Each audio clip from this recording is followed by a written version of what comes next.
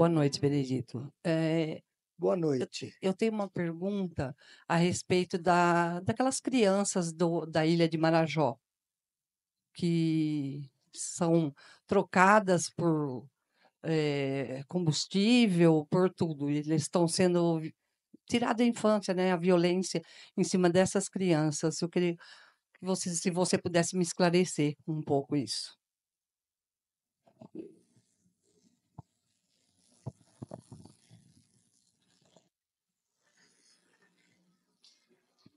Eu começaria com o Evangelho,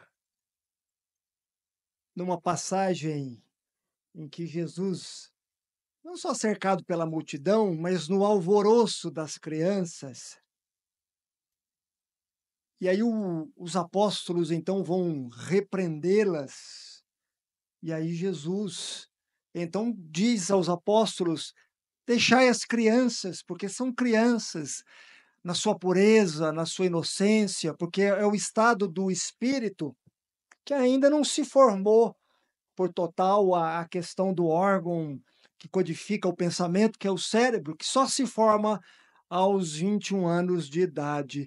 Então, ainda o espírito ele traz dentro daquela limitação orgânica e física o seu estado natural de pureza, né? Porque e é tão interessante que é nesse estágio da criança que realmente nós conseguimos observar que nós temos essa essência divina. É pela criança que nós conseguimos observar que cada cidadão, cada indivíduo encarnado ou desencarnado, principalmente encarnado, que passa por esse estágio, tem o contato com a sua essência divina. E aí então compete aos pais, claro, despertar essa bondade e fortalecer essa bondade, essa característica de sabedoria, de amor, de preservação emocional, espiritual, física. E aí, quando nós vemos estampados nos nossos jornais e nas mídias digitais hoje, um escândalo em pleno século XXI, ainda dessa realidade, eu fico observando os fatos e me coloco nisso como um ser que vive coletivamente nesse planeta azul, criado pelo nosso Senhor Jesus Cristo. A minha observação ela é uma só: o quanto ainda nós estamos distantes do Evangelho, o quanto ainda nós não somos muito diferentes dos nossos irmãos animais, principalmente os silvestres, os selvagens, que ainda lutam pela subsistência, da sobrevivência e da perpetuação de espécie, até na questão do seu território, da sua preservação, nós não somos ainda muito diferentes, porque nós trazemos ainda esse instinto animalesco. Isso é muito forte em nós. E aí nós vemos esses escândalos que nos chocam, que acabam ferindo a nossa sensibilidade. E aí, automaticamente, é óbvio que acaba nos gerando, além da sensibilidade, sentimentos como raiva, como o ódio, mas, ao mesmo tempo, nós devemos observar e analisar que aqueles que cometem os escândalos são tão doentes quanto aqueles que no qual são omissos perante a justiça divina. E aí nós falamos dos escândalos, nós falamos das injustiças cometidas, mas na maioria das vezes nós somos omissos a isso porque nós não queremos ter problemas futuros.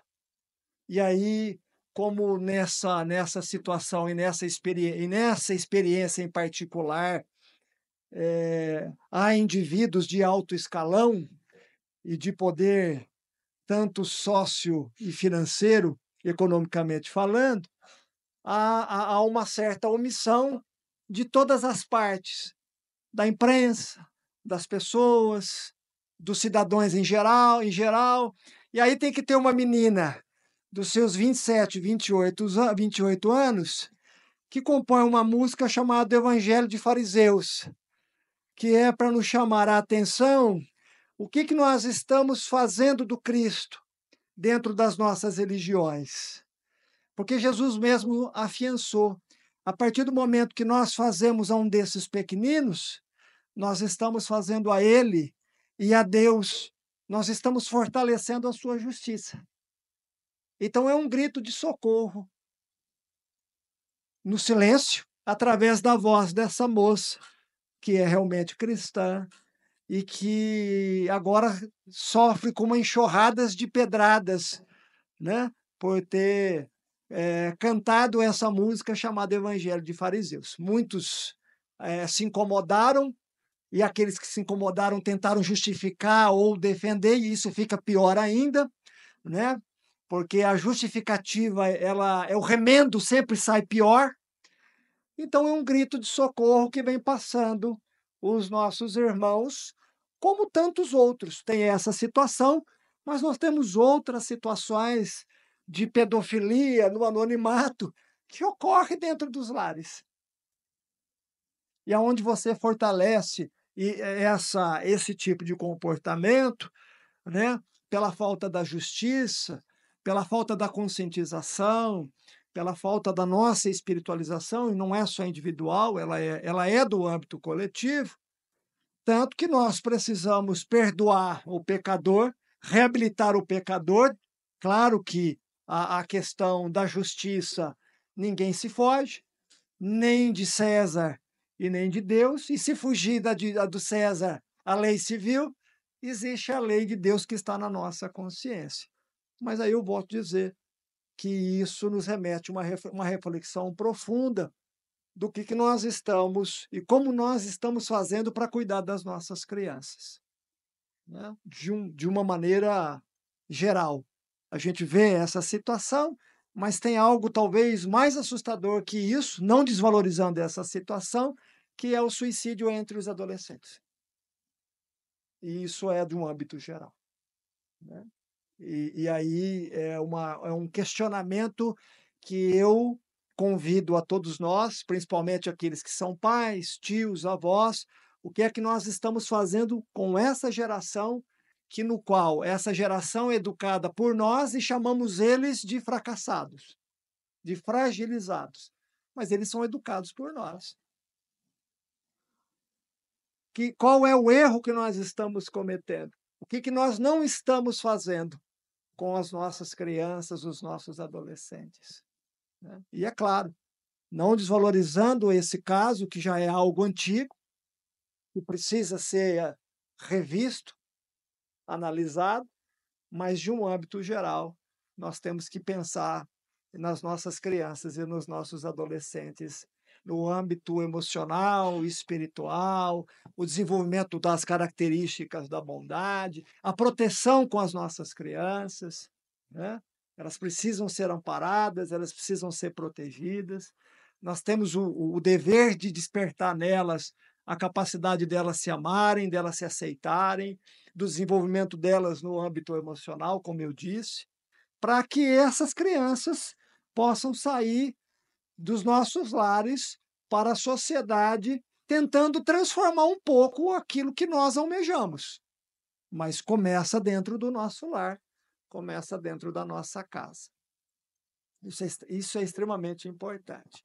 Então, existe um abandono em todos os sentidos, e principalmente tecnológico, né? Quando você terceiriza funções que são suas para a tecnologia, né? Ou que você, por uma questão de não te incomodar, você troca o seu tempo com um tablet, com um celular, para que a criança possa ficar quieta no seu espaço e não lhe incomodar, né? Então, nós estamos fugindo da nossa função paternal, maternal, né? E tela faz mal, a tela gera uma irritabilidade às crianças enorme, já gera uma irritabilidade a nós, às pessoas que são adultas. Você imagine um cérebro infantil que está em pleno desenvolvimento. O fluxo cerebral dela com uma tela é 15 vezes mais. Então, isso gera nível de desconcentração, a falta de concentração, isso gera irritabilidade, isso gera ansiedade. Então, se não houver um controle da nossa parte a respeito disso, É óbvio que você vai gerar um indivíduo completamente fragilizado, por culpa nossa. Por culpa nossa. Então, o cuidado que nós devemos ter com as nossas crianças. Criança tem que ser criança, ela tem que ser amparada, ela precisa de atenção, ela precisa de afeto. Ela vai fazer de tudo para chamar a atenção do pai, de tudo, da mãe, do pai, e é isso que ela quer. E uma criança, principalmente do 0 ao 7, que não tem a atenção devida, principalmente no desenvolvimento cerebral dela, na parte do cérebro que é o sistema límbico, ela gera um estresse imenso. Então, criança precisa realmente de atenção. Criança, ela é cansativo o processo, sim, mas ela necessita de atenção, ela necessita de cuidado, ela necessita de amor, ela necessita de zelo, né? Porque os primeiros contatos que ela tem com não só com a mãe, com o ambiente doméstico, com o pai e com o mundo, é na questão emocional. É o primeiro contato dela. É o que mais se desenvolve na criança é o processo emocional. Por isso que ela é um ser lúdico. O processo emocional é o que vai, quando se tem a devida atenção, a devida presença de pai, de mãe, né? Dando o limite, né? Amparando, ajudando da melhor maneira possível no processo de se educar, né? E quem ama vai educar, vai cuidar, vai zelar, e vai colocar os limites, e vai conhecer os seus. Isso faz com que esse indivíduo, agora, se for bem tratado, desenvolvido no seu âmbito emocional, ele não vai ser um adulto frustrado. Ele não vai ser um adulto com problemas e patologias psíquicas. Toda patologia psíquica, todo transtorno psíquico, ele é oriundo da falta do estado emocional. E quando eu falo estado emocional, é a atenção que ela precisa, é o cuidado que ela precisa em cada momento da etapa da vida dela. Então, criança, ela não vai saber responder a você de forma racional, porque ela não tem o lobo frontal dela extremamente desenvolvido. Ela vai chorar, é a forma de linguagem dela, de falar do estado emocional dela. E olha que interessante isso, é esse estado emocional que realmente dá o colorido à vida, que dá o equilíbrio, que dá a harmonia, que gera o bem-estar, que constrói o amor próprio, que transforma que modifica a nossa autoestima. Então, a criança, ela traz esse estado de pureza, ela tem esse estado, e esse estágio, se você pegar no Livro dos Espíritos, quando se pergunta por que esse estágio, geralmente é nesse estágio que se grava as maiores impressões agora dessa existência. Ela é um terreno fértil para você conseguir semear nela situações novas agora nessa existência. Por isso que precisa se passar por esse estágio de desenvolvimento. A natureza é muito sábia nisso. Ela é extremamente sábia nisso daí. Então fica adormecido memórias de vidas passadas, 0 a 7. Ela tem esse estado ainda de uma certa pureza, uns mais, outros menos, um contato com a espiritualidade. Então ela é um campo fértil para receber novas impressões no livro da vida dessa existência.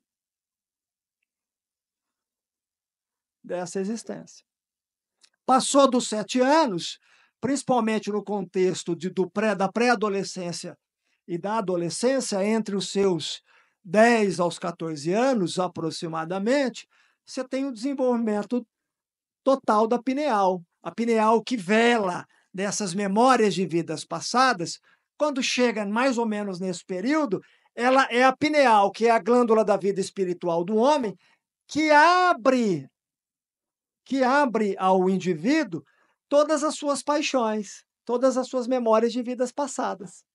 Aí ela eclode. Aí começa o gênero de prova.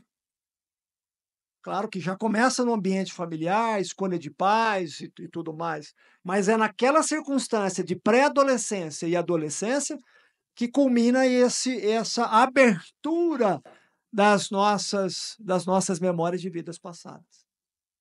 E aí é o momento mais crucial e é um estágio difícil, porque você está na adolescência, você forma hormônios em abundância, hormônio do crescimento em abundância, né? E isso gera todo um conflito e uma certa dificuldade o adolescente. Por isso que o adolescente, uma hora ele quer uma coisa, outra hora ele não quer, outra hora ele começa a fazer, ele para, ele busca outro caminho, porque além da questão hormonal física, tem uma questão espiritual também. É como se abrisse para aquela personalidade agora, para essa existência, né? Aí, aos 21 anos, a formação de todo o cérebro, principalmente do lobo frontal, aí se fecha a personalidade dessa existência. Então, o que você tem que fazer para a criança é do 0 a 7. Ela vai conseguir receber essas impressões de uma maneira muito mais acentuada. Ela é um campo fértil a isso.